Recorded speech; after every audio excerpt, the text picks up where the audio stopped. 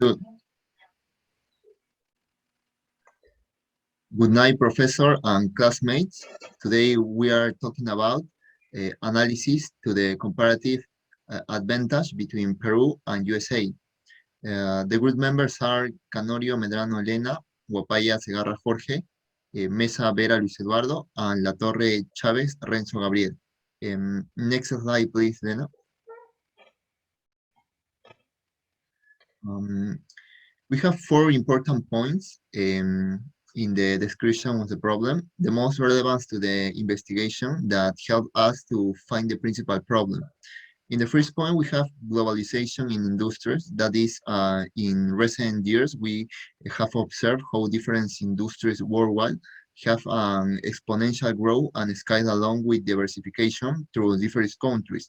This growth has led them to export this product, of course, and improve the competitiveness of each country.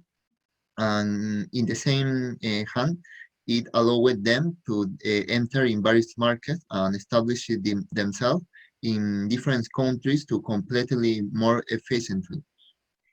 In the next point, we have the international approach to Peruvian mining.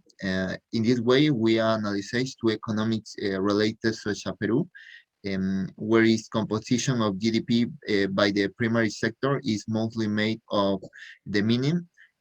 Peru, being a mining country, is constantly seeking to optimize the resources and maintain a solid world position of the main exports of the mining products. Uh, Also, we are talking about the lack of the international trade of the United States in the world, because in other hand, we have the United States as a reality of industries and production very different from than Peru. Um, we were sick the find the announcements with their economies and exports under the analysis of the Ricardian model that allow us know how this difference could be benefits each country taking into account its various realities. Next slide, please, Lena. In problem formulation, we have as a general problem, and most important, what is the impact of the comparative advantage between Peru and the United States on Peru's trade balance? And as a specific problem, we have the three important points. The first, what is the comparative advantage identified in Peru and the United States? The second, what is the cause that produce the comparative advantage of Peru and the United States? And finally, why do Peru and the United States have different comparative advantage? Next slide, please, Lena. In literature, we have three important investigation work that we were studied. At first, we have Buendia, 2013, focuses in the role of comparative advantage in explaining why some countries are more competitive than others. He said that for this analysis, the importance of comparative advantage for the prosperity of countries is determined as the role of the state in the development. The next is in Garces, 2014, proposed to make an analysis of the postulates of international trade by Adam Smith and David Ricardo. For this, it developed both for the descriptive vision of the assumed the empirical validation having Peru and Colombia as a point of practical analysis. Finally, we have Guevara and Morales, 2018, in their work analysis of the import competitiveness of the my products exported by Chile and Peru. In this investigation work, he analyzed the competitive of Peru and Chile, taking into account the indicator of specialization and competitiveness applied to the sector of comparative advantage, such a mining sector in special. Next slide, please, Lena. Uh, in objectives, we have as objective general, analyze the comparative advantage of Peru and the United States. In objectives specific, we have four important points. Identify the comparative advantage of Peru and the United States. Identify the cause whose consequence is the comparative advantage of Peru and the United States. Also identify the cause whose consequence is the comparative. Finally, advantage of Peru and the United States compared the comparative advantage of Peru and the United States. To continue the presentation, my classmate Lena will continue. Okay, my name is Lena. I'm going to talk about the method. So the present study is not experimental because no one of the variables will be altered. Just the phenomenon and the event will be observed naturally and then analyzed. Okay, according to Hernandez Fernandez and Baptista in 2010, sorry, uh, it's also cross-cutting as data will be collected at a specific time and place where exports will be measured as a result. Finally, it must be said that the drawing is described because the behavior of a situation will be observed at a given moment, and therefore it will be described attributes objectively and systematically. So then for the present study, we consider it's necessary to define elements that influence or dynamicize or study topic as a variables in order to the map reality observed in this study. There are minimum and hydrocarbon production, metallic meaning copper, and the other is motor vehicle production of the United States and worldwide. So to understand both variables, we are consider that both variables are in the range of the year 1990 to 2020. Then, applying the recording model, we will be able to obtain information that will be help us to achieve a more precise and detailed comparison of the market difference. The type of the production in both countries, and we will obtain conclusions thanks to the recording model for comparative advantage. I'm going to pass the next slide to my classmate Luis.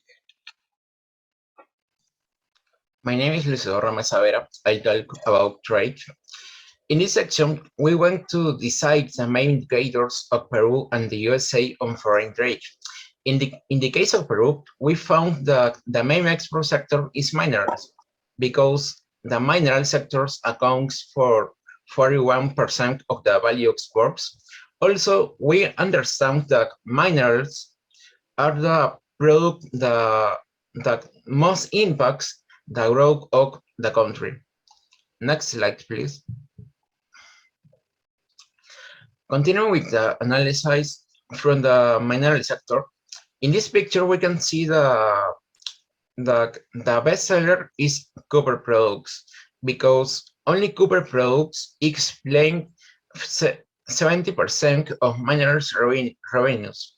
So that is why copper's ores and their concentrates are one of Peru's comparative advantage. Next PPT. Next slide, please. Finally, it was we was found the destination of these products. Mainly China by 64%, and Japan with 11% of exports. Next slide, please.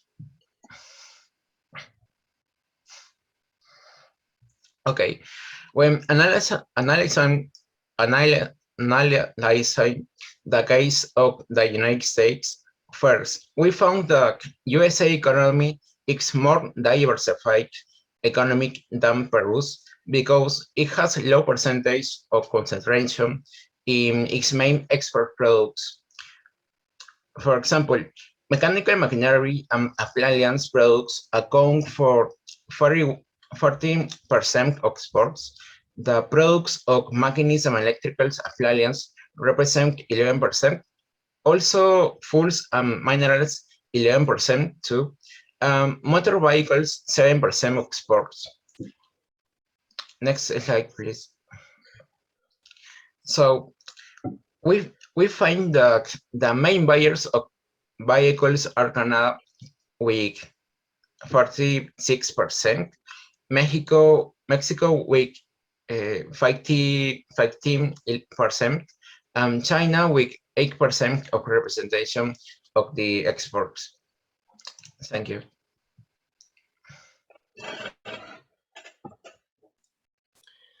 To successfully achieve this study of analysis on the comparative advantage between the United States and Peru, we must consider the various variables and values that will help us find optimal results that are closer to reality. Peru, which mainly has the mining sector that regardless of the falls, currently present around 50% of total export. Then come our exports, which, like mining, the speed have multiple drawbacks due to the cultural, phenomenal, political, natural. It is still a good level increasing every year. A fact, a fact from Comex Peru, mining export. The main traditional export sector represent 59% of our total shipment to the world.